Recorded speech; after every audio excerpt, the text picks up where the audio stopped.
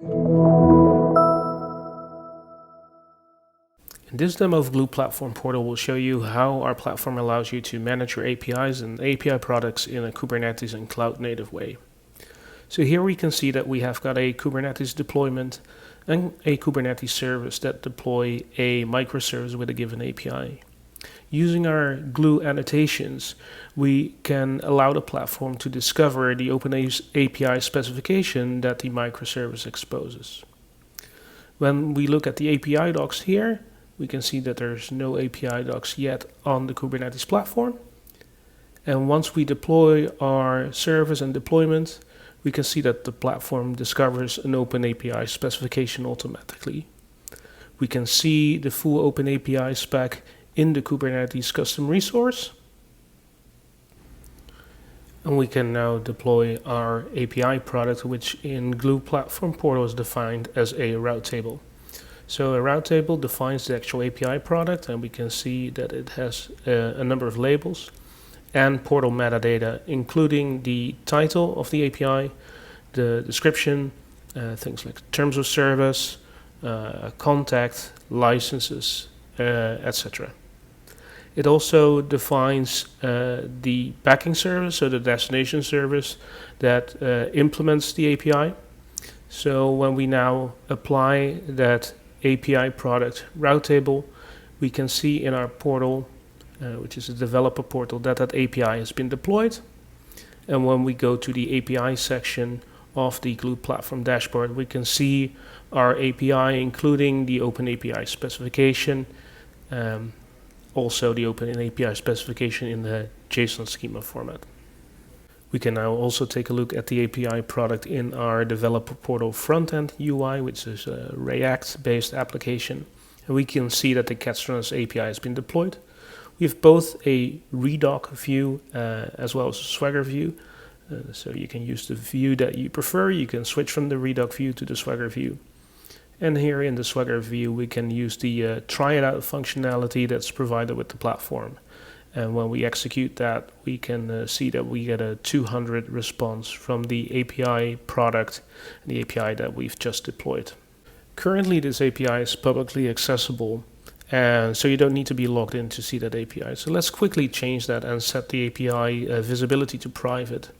This requires a user to be logged into the portal to actually see this API. So we apply the change to the API product, and once we refresh, we can see that the API is no longer visible without being logged in. We apply a concept called a portal group that defines that the users with a claim group and value users have access to the API with the label tracks, which is our Catstronus API. So let's quickly apply the portal group. And with the portal group applied, when we now log in using Keycloak, so using our OAuth OIDC provider, we get a token, and that token has the claim group users, as we'll see shortly, which is the reason why we can now see the Catstronus API again. So you can see an authorization bearer token here, which contains the JOT claim. And when we decode that, we can see that there's a claim there called group users. And again, because we have defined that in our portal group, we have now access again to our tracks API. It's now time to secure our API product using API key authentication and authorization. And we do that by applying an XOuth policy to all routes that have the label usage plan dev portal. And as you can see, our tracks API has that usage plan dev portal set on its route.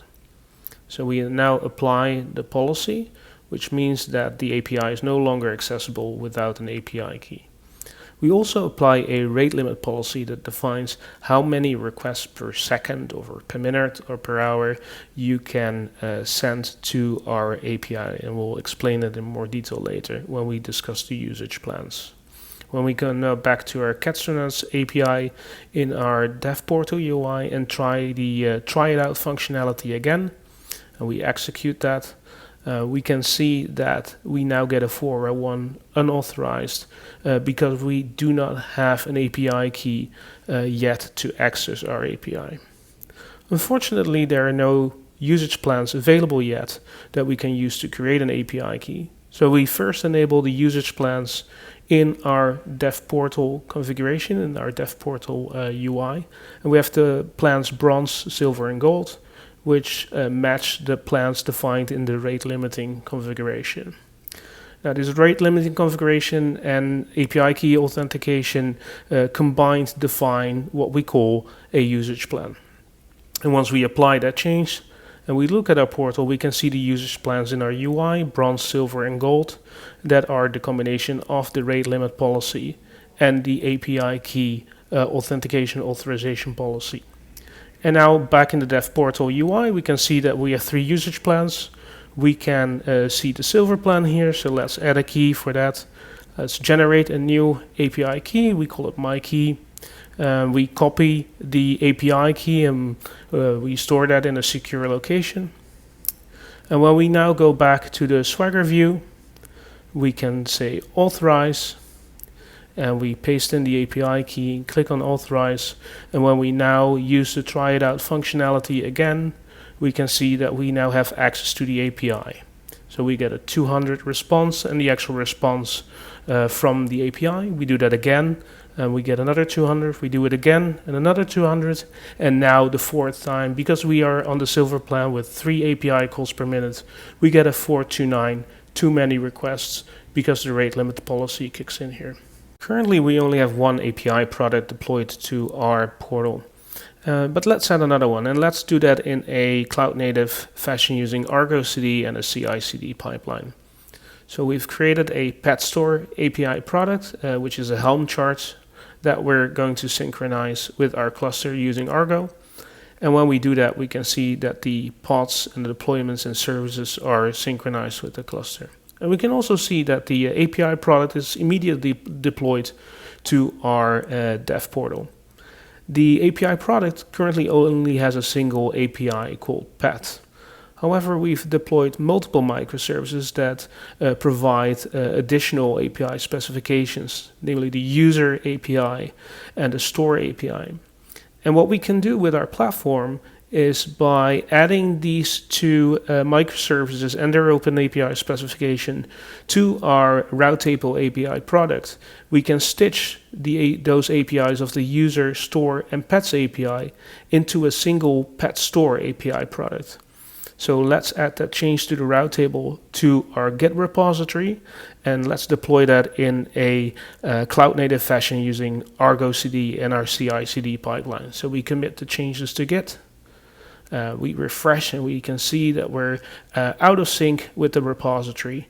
We click sync, and this applies the changes to our Kubernetes cluster immediately. And when we now go back to our API, we can see those changes instantly applied to our pet store API product.